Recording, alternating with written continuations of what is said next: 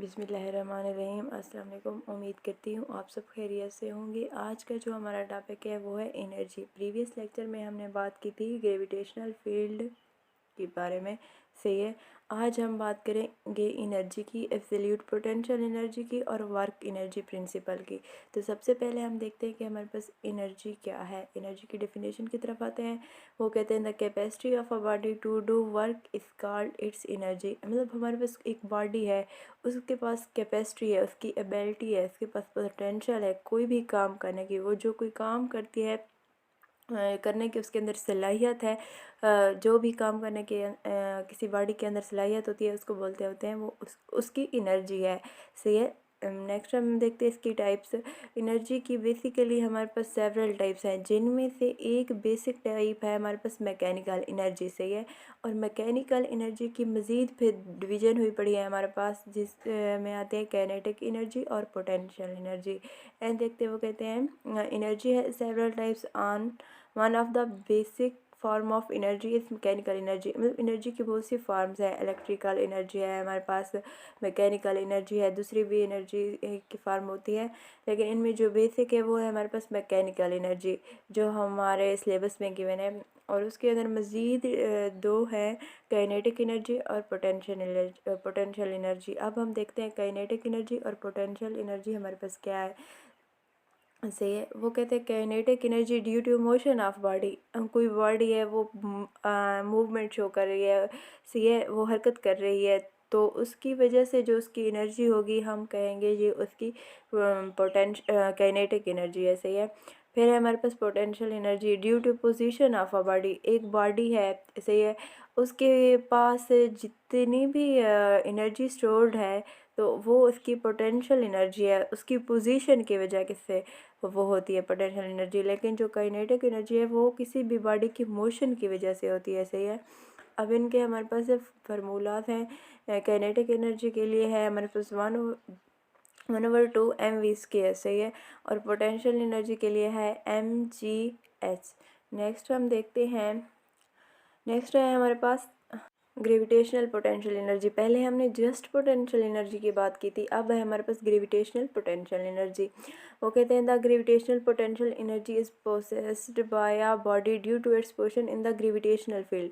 हमने gravitational field में के बारे में पढ़ा था कि हमारी जो अर्थ है उसके अराउंड जो भी मतलब एक फ़ोर्स पाई जाती है जो कि किसी भी बॉडी पे एक्सर्ट होती है, ग्रेविटेशनल फोर्स हमने जिसे हमने नाम दिया था। और जो वो स्पेस थी, जो एरिया था, उसको हमने नाम दिया था ग्रेविटेशनल फील्ड।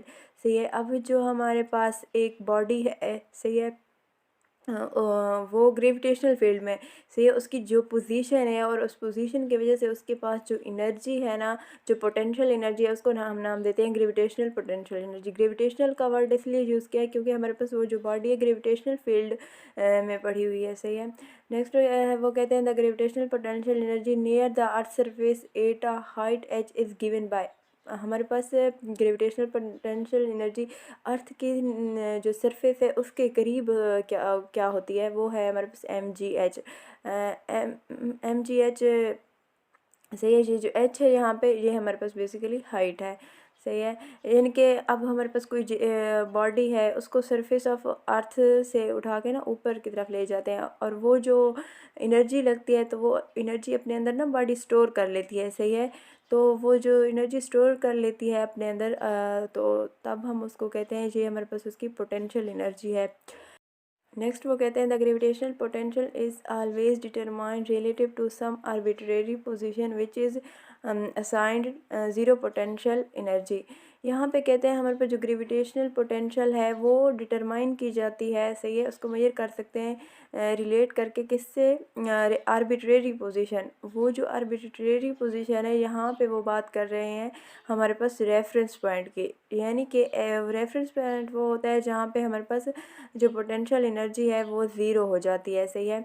अब जो ग्रेविटेशनल पोटेंशियल एनर्जी है हम इस तरीके से डिटरमाइन कर सकते हैं ऐसी पोजीशन से जहाँ पे हमने उसको जो रेफरेंस पॉइंट रखा हो उसके लिहाज से हम ग्रेविटेशनल पोटेंशियल एनर्जी जो होती है वो डिटरमाइन कर सकते होते हैं।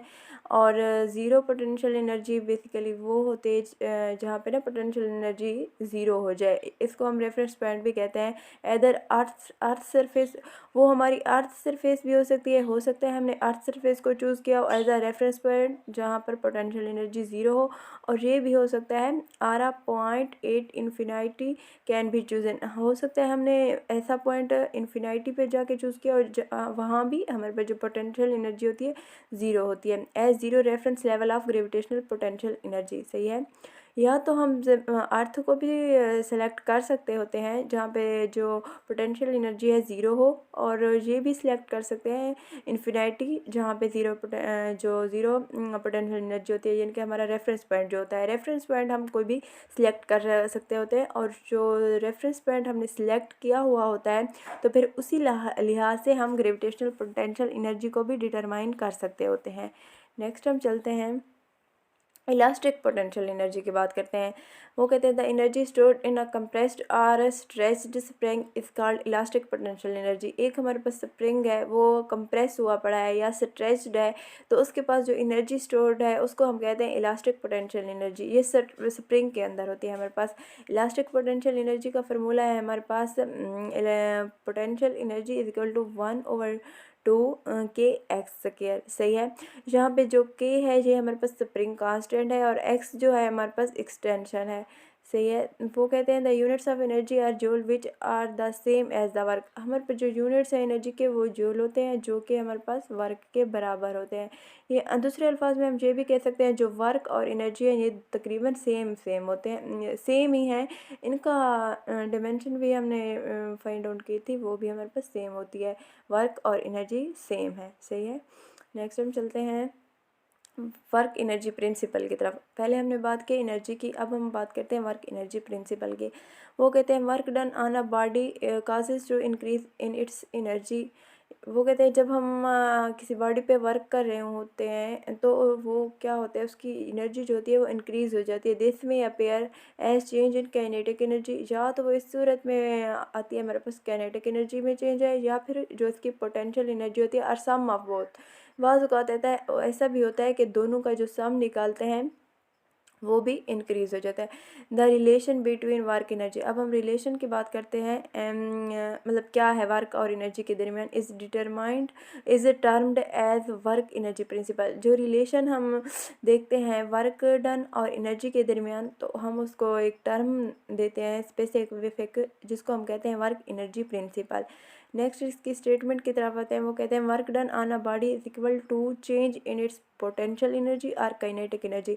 मतलब कि एक बॉडी है उस पर वर्क डन कर रही है, ऐसे है वर्क डन हो रहा है, तो क्या होगा वो वर्क जो होगा वो इक्वल होगा किसके भला, जो उसकी काइनेटिक एनर्जी में चेंज आएगा या तो उसकी पोटेंशियल एनर्जी में चेंज आएगा उसके बराबर होगा। यानी कि एक तरफ हमारे पास वर्क डन होगा और दूसरी तरफ होगा चेंज इन काइनेटिक एनर्जी या फिर होगा change in potential energy. Next चलते हैं।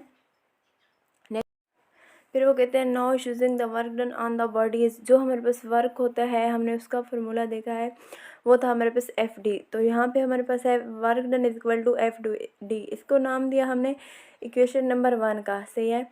वो फिर कहते हैं now according to equation of motion, हमारे पास एक मोशन की इक्वेशन है, वहाँ है हमारे पास 2as, इसकी जगह हमने d पुट कर दिया क्योंकि ये दोनों बराबर होते हैं। Is equal to V F square minus V I square. यहाँ पे वी एफ फाइनल वेलोसिटी है और वी आई जो है ना ये इनिशियल वेलोसिटी है हमारे पास। नेक्स्ट हम क्या करते हैं, ये जो 2a है इसको इस तरफ ले आते हैं। सही है। तो हमारे पास यहाँ क्या आ जाएगा, ये आएगा हमारे पास d is equal to 1/2a V F square minus V A square, यानी कि वो इस फॉर्म में आएगा 1/2a V F square minus V I square. सही है। अब नेक्स्ट को कहते हैं by Newton second law of motion, यानी कि जो हमारे पास न्यूटन का सेकंड लॉ ऑफ मोशन है उसके मुताबिक जो होता है ना वो फार्मूला है F is equal to M A. सही है। अब हम क्या करेंगे, जो इक्वेशन नंबर 2 है और इक्वेशन नंबर 3 है इसको इक्वेशन नंबर 1 में पुट कर देंगे। दोनों की वैल्यू आ गई हमारे पास, एफ़ की वैल्यू भी आए जो कि है एम ए और डी की वैल्यू भी है जो है कि है हमारे पास 1/2a VF² माइनस VI²। सही है। अब क्या आएगा हमारे पास, वर्क डन ये वाला है हमारे पास, work done is equal to M a क्या है, ये एफ़ की वैल्यू है, क्योंकि हमने एफ़ की वैल्यू जहाँ पे आके पुट कर दी, जो वर्क डन का फार्मूला है हमारे पास एम ए आ गया। अब हम क्या करेंगे, डी की वैल्यू पुट करेंगे, डी की वैल्यू जो कि है हमारे पास V1/2A VF² माइनस VI², जो कि हमारे पास इस तरीके से आ जाएगा, MA1/2A VF² माइनस VI²।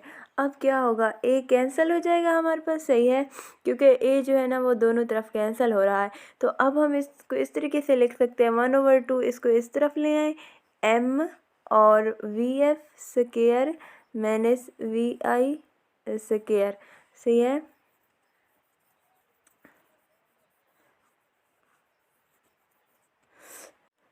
तो हमारे पास अब क्या आएगा, हमारे पास आएगा 1/2 MVF² माइनस VI²। सही है, ये हमारे पास वैल्यू आ गई वर्क डन की। अब ये जो हमारे पास 1/2 MF है, ये मल्टीप्लाई हो रहा है किसके साथ, VF² और VI² के साथ। तो अब हम इसको इस तरीके से लिख सकते हैं, 1/2 MVF², यहाँ पे माइनस है तो यहाँ पे माइनस आएगा, 1/2 MVI²। सही है। और ये जो हमारे पास वैल्यू है चेंज इन काइनेटिक एनर्जी के बराबर है, यानी कि चेंज इन काइनेटिक एनर्जी। सही है। तो उधर वो कहते हैं ये जो बराबर है चेंज इन काइनेटिक एनर्जी।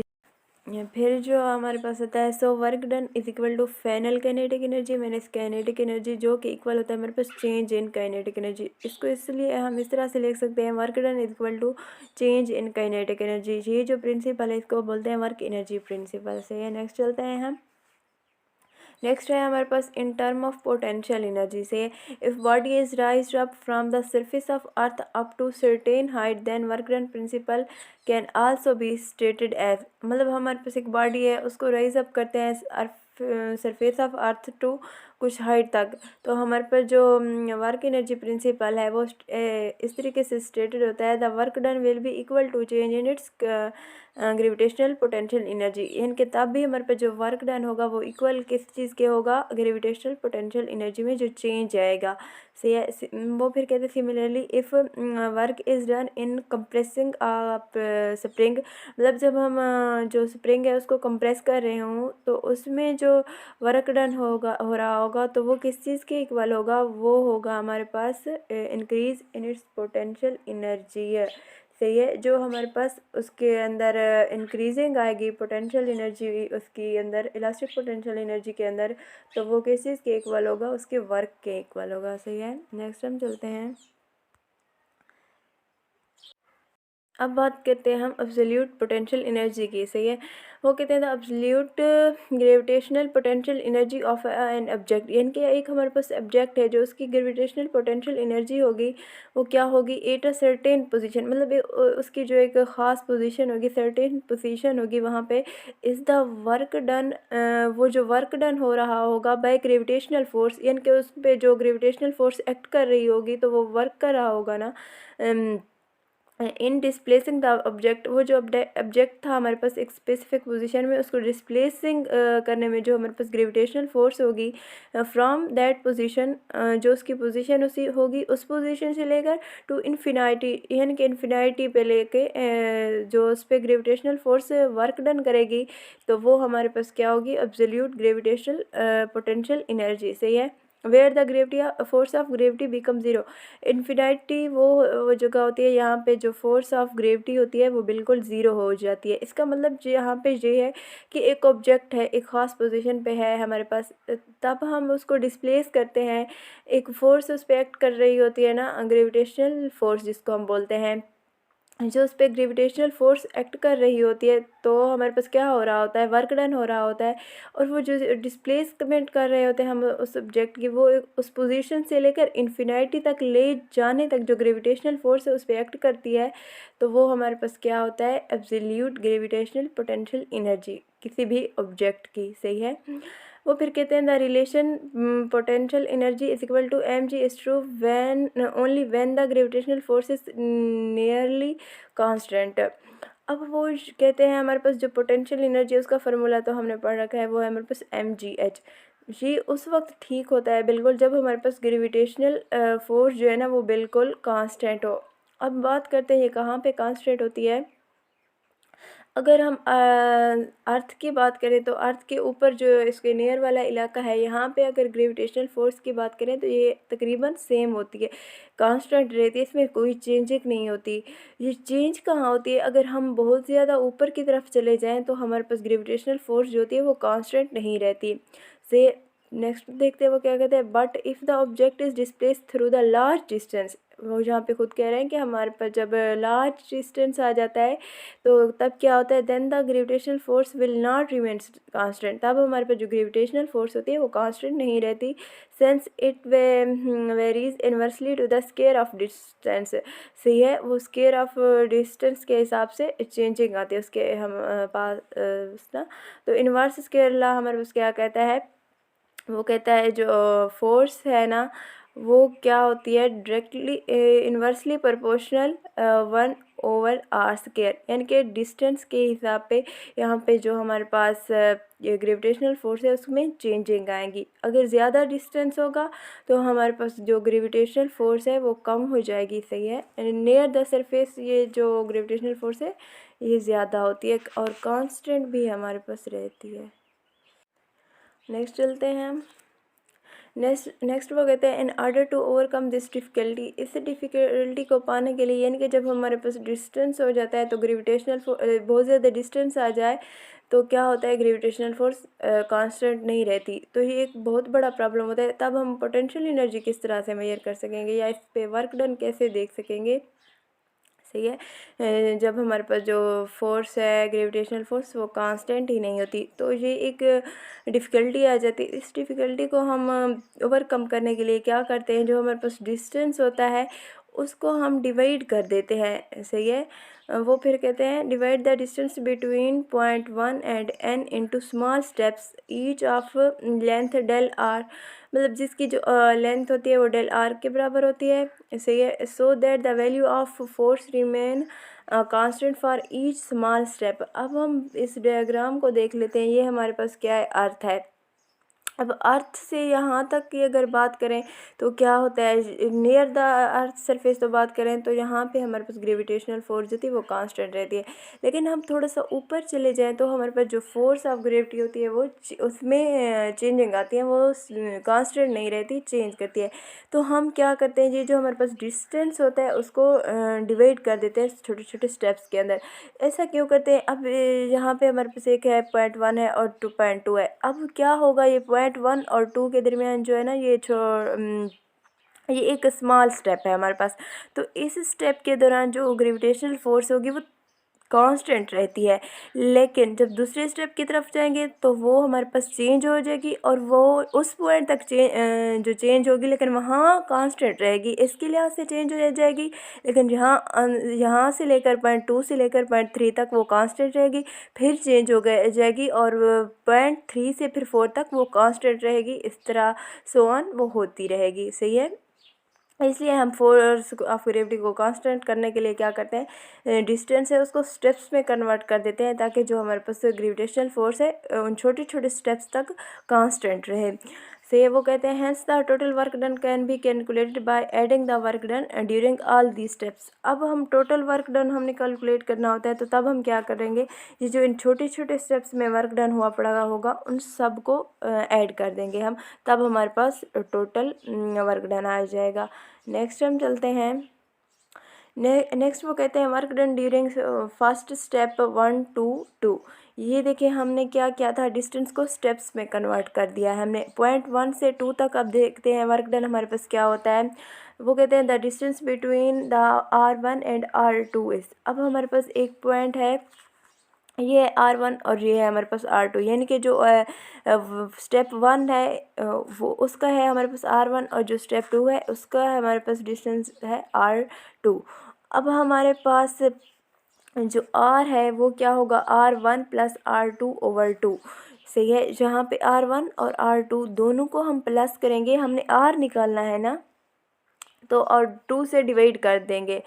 तो अब हमारे पास नेक्स्ट है displacement of body from point 1 to 2 is, यानी कि हमने डिस्प्लेसमेंट की है बॉडी की पॉइंट 1 से पॉइंट 2 तक। तो अब हमारे पास क्या होगा, del R equal to R2 minus R1, यानी कि R2 से हम R1 को जब माइनस करते हैं जो चेंज इन R होता है वो हमारे पास आ जाता है। सही है।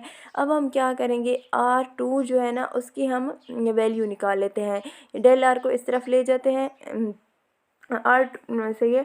तो तब हमारे पास वैल्यू क्या आती है, R2 is equal to del R plus R1। सही है। हमने क्या किया, हम R1 को जो हमारे पास R1 है उसको इस तरफ ले गए, तो ये नेगेटिव था तो वहाँ पे जाके पॉजिटिव होगा। अब हमारे पास क्या बच गया इधर बाकी, R2 is equal to del R plus R1। वो कहते हैं अब इक्वेशन को यूज़ करते हैं, ये पहले वाली जो हमने इक्वेशन बनाई थी, R is equal to R1 plus R2 over 2। तो अब हम R is equal to R1 plus del R plus R1, ये क्या है हमारे पास R2 की वैल्यू है, R2 की वैल्यू क्या है, डेल आर प्लस R1। हमने R2 की वैल्यू पुट कर दी और नीचे हमारे पास क्या आया 2। अब हम क्या करेंगे, ये हमारे पास एक आर ये है, एक आर ये है, इसको प्लस कर देंगे, 2R1 plus del R over 2। सही है। नेक्स्ट फिर है R is equal to 2R1 over 2 plus del R over R. अब ये जो 2 है ये इसका भी है, ये साथ में इसका भी है, तो हम R2 को ना अलग अलग कर लेते हैं। सही है। अब क्या होगा, ये वाला 2 जो है ना, ये वाला 2 और ये 2 आपस में क्या हो जाएंगे, कैंसिल हो जाएंगे, और यहाँ हमारे पास क्या बचेगा, R1 plus del R over 2। सही है। नेक्स्ट हम चलते हैं, नेक्स्ट हमारे पास squaring both sides we have. अब हम क्या करते हैं, स्क्वायर ले लेते हैं, उस तरफ का भी उस तरफ का भी, राइट साइड का भी और लेफ्ट साइड का। तो अब हमारे पास क्या आएगा, R2 is equal to del R1 plus del R over whole square. सही है। तो अब हमने फार्मूला पढ़ रखा था जो कि हमारे पास इस तरीके से है, whole square A plus B whole square is equal to A square plus B square plus 2AB। अब इस फार्मूले से हम इम्प्लीमेंटेशन इस फार्मूले की करते हैं यहाँ पे आके। सही है। तो अब हमारे पास क्या होगा, जहाँ पे भी स्क्वायर है तो हम क्या करेंगे, ए की जो वैल्यू है उसका स्क्वायर लेंगे, जहाँ पे ए की जो है हमारे पास वो है R1, तो R1 का स्क्वायर लेंगे जो कि हमारे पास ये है, और फिर क्या करेंगे, जो हमारे पास बी की जगह पे है वो डेल आर ओवर 2 है, इनका भी स्क्वायर लेंगे, डेल आर का स्क्वायर आएगा और 2 का स्क्वायर हमारे पास 4 होता है।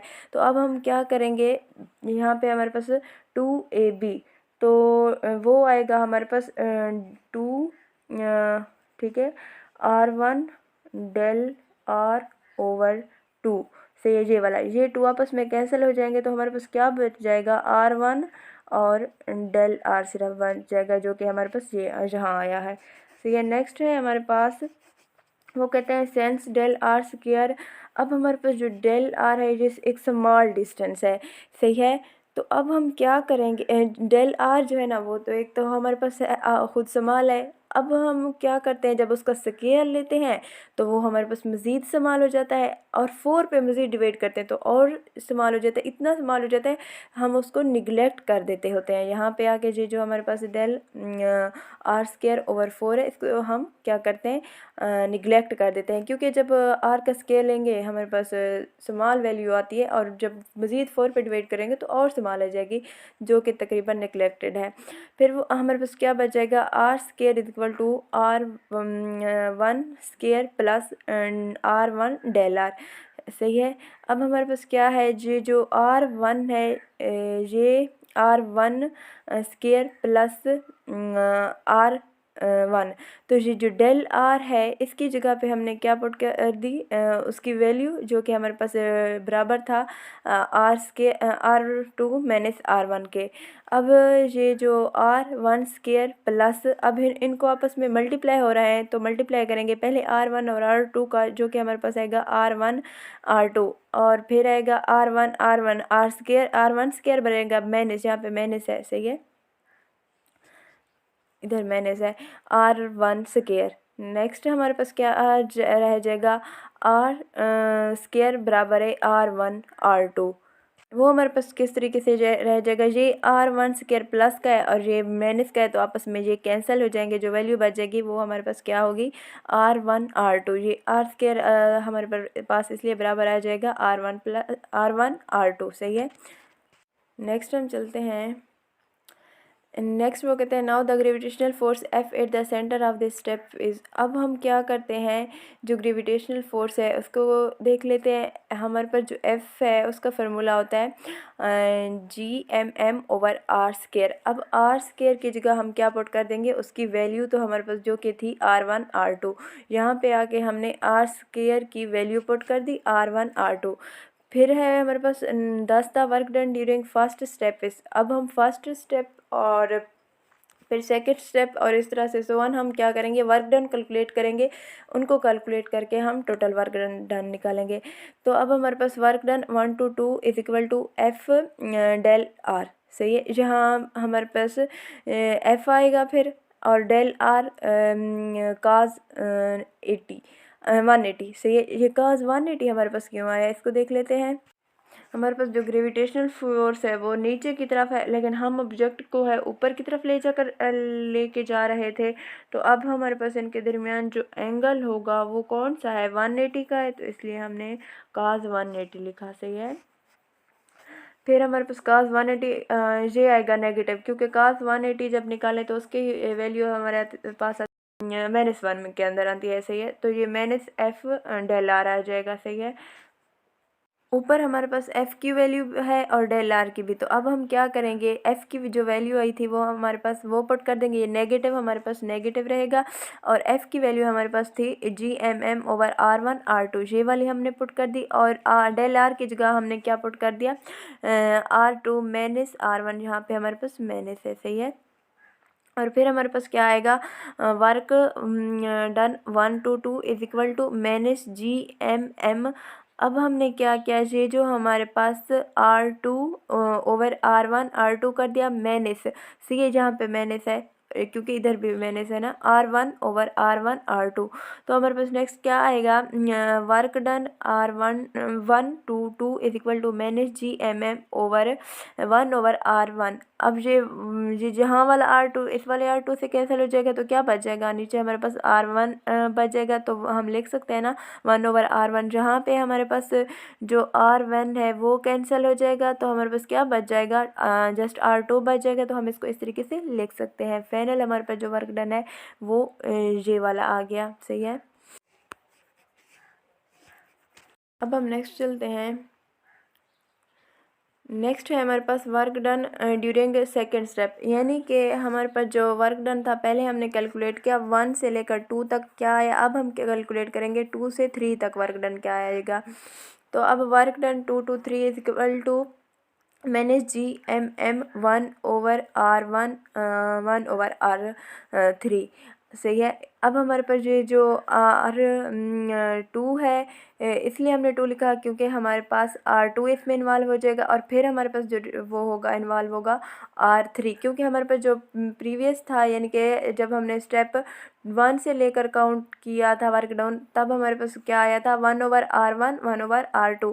अब यहाँ पे क्या आएगा 1 ओवर r2 1 ओवर r3। सही है। Work done during last step. अब हम लास्ट स्टेप की बात करते हैं, तो हमारे पास क्या आएगा 1 n-1 से लेकर work done n-1 to n। सही है। अब हमारे पास क्या होगा -Gmm 1 over r n-1 over 1 over rn। सही है। ये जो हमारे पास वर्क है ये हमारे पास लास्ट स्टेप के दौरान आया, और ये जो वर्क है ये हमारे पास 2 to 3 स्टेप में आया। जहाँ पे r2 और r3 की हमने वो चेंज कर दी, 2 वाला यही वाला 2 और 3 जो है ना, क्योंकि हम 2 और 3 के दरमियान कैलकुलेट कर रहे हैं, तो यहाँ पे इसलिए हमने 3 लिखा। और यहाँ पे n1 और n हमने क्यों लिखा, क्योंकि हम ने अब क्या क्या सो ऑन करते हुए ये दरमियान वाले पॉइंट्स को छोड़ते हुए लास्ट पे हम चले गए। सही है। और n का कैलकुलेट कर रहे हैं तो rn लिखाएंगे, और rn से पीछे वाला जो होगा तो वो ज़ाहिर सी बात है हमारे पास n-1 बनेगा। सही है। इसलिए हमने ये वाला लिख दिया। अब नेक्स्ट हम चलते हैं। नेक्स्ट है अब टोटल वर्क डन। अब हम टोटल वर्क डन की बात करते हैं, क्योंकि हमने जो स्टेप्स में था उसको कैलकुलेट कर लिया था। टोटल वर्क हमारे पास क्या आ जाएगा, सबको जब प्लस करेंगे तो टोटल वर्क आ जाएगा। Work total is equal to work 1 to 2, work 2 to 3, work so on, इस तरीके से work n 1 to n-1 to n आ जाएगा। फिर हम इनकी वैल्यूज़ अप्लाई करेंगे तो हमारे पास -GMM आया है। ये सब में ना -GMM कॉमन था, तो अब हमने कॉमन लिख लिया। इसको अगर अलग अलग लिखें भी हम लिख सकते हैं। वो इस तरीके से हमारे पास आएगा -GMM 1/R1 -1/R2। ठीक है, ये एक है हमारे पास एक वर्क डन, और दूसरा फिर होगा -GMM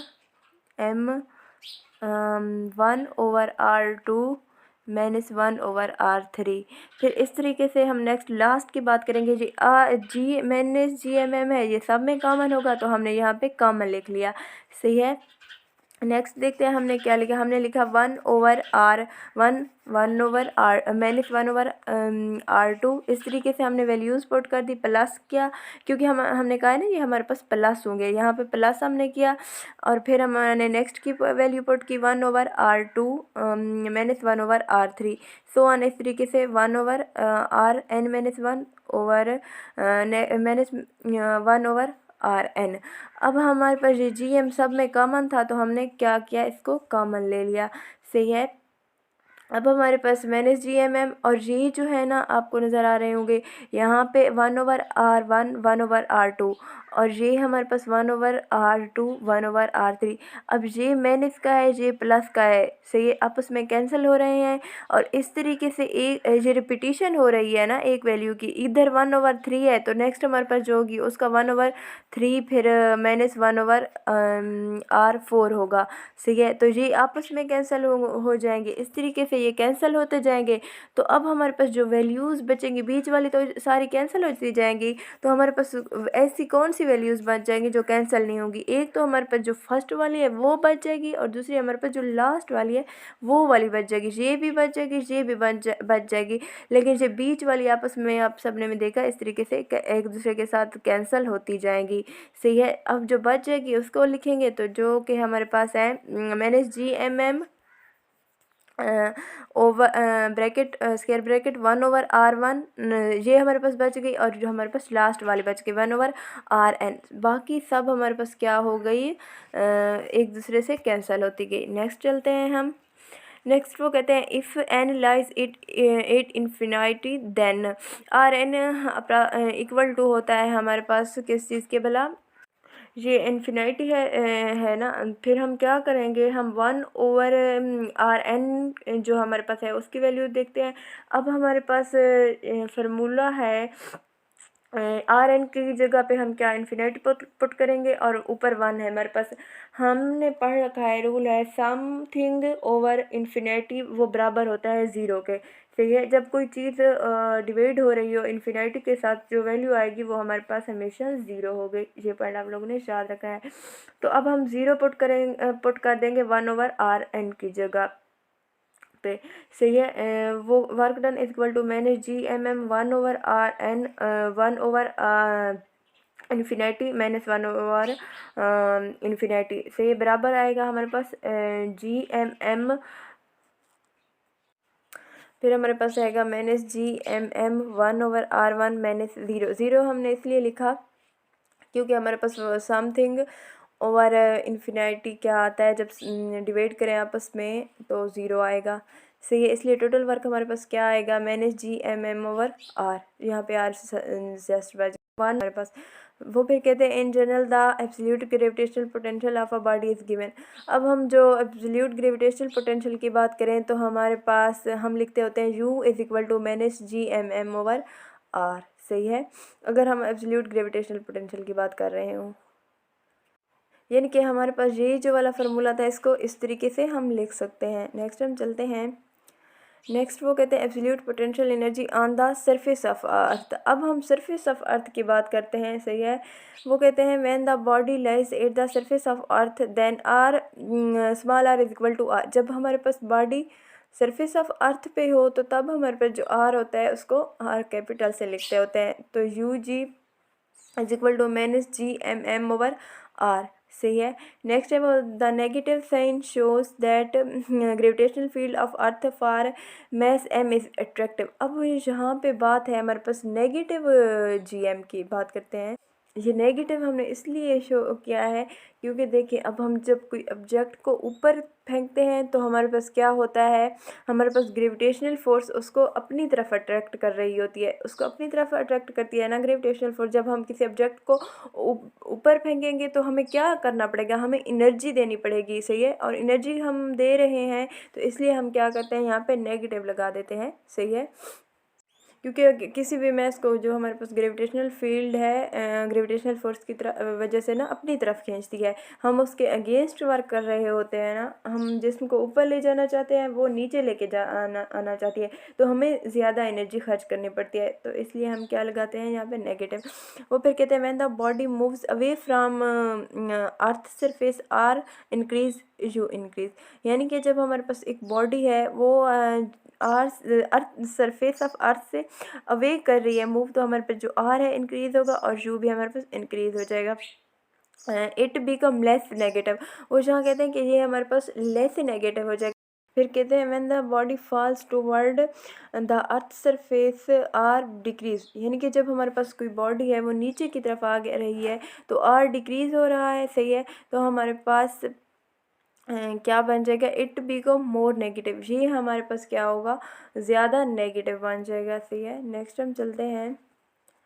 नेक्स्ट वो कहते हैं the choice of zero point is arbitrary, यानी कि जो हमारे पास ज़ीरो पॉइंट वो जिसको हम रेफरेंस पॉइंट भी कह सकते हैं, जहाँ पे हमारे पास ग्रेविटेशनल फोर्स जो थी ना वो ज़ीरो हो जाती है, वो आर्बिट्रेरी हो सकता है, से हम कोई भी सिलेक्ट कर सकते हैं। वो फिर कहते हैं we can take the surface of earth or the point at infinity is zero potential energy reference, या तो हम अर्थ सरफेस को भी ले सकते हैं या हम जो इन्फिनिटी है जहाँ पे हमारे पास ज़ीरो हो जाए पोटेंशियल एनर्जी, वो भी ले सकते हैं। The difference of potential energy from one point two another is significant, ये जो डिफरेंस होता है ना इन पोटेंशियल एनर्जी का एक पॉइंट से दूसरे पॉइंट तक, ये हमारे पास सिग्निफिकेंट है। The change in potential energy, क्योंकि जो डिफरेंस होता है वो चेंज ही करता है तो इसलिए हमारे पास ये सिग्निफिकेंट है। The change in potential energy as we move a body above the earth surface will always positive, अब हमारे पास एक बॉडी है उसको क्या कर रहे हैं, अर्थ सरफेस से अवे मूव करवा रहे हैं, तो हमारे पास जो चेंज इन पोटेंशियल एनर्जी है वो हमारे पास पॉजिटिव आएगा। सही है, आज का लेक्चर हमारा यहीं तक था। थैंक यू फॉर वाचिंग, अल्लाह हाफिज़, अपना ख्याल रखिएगा। नेक्स्ट मिलेंगे इंशाल्लाह अगले लेक्चर के साथ।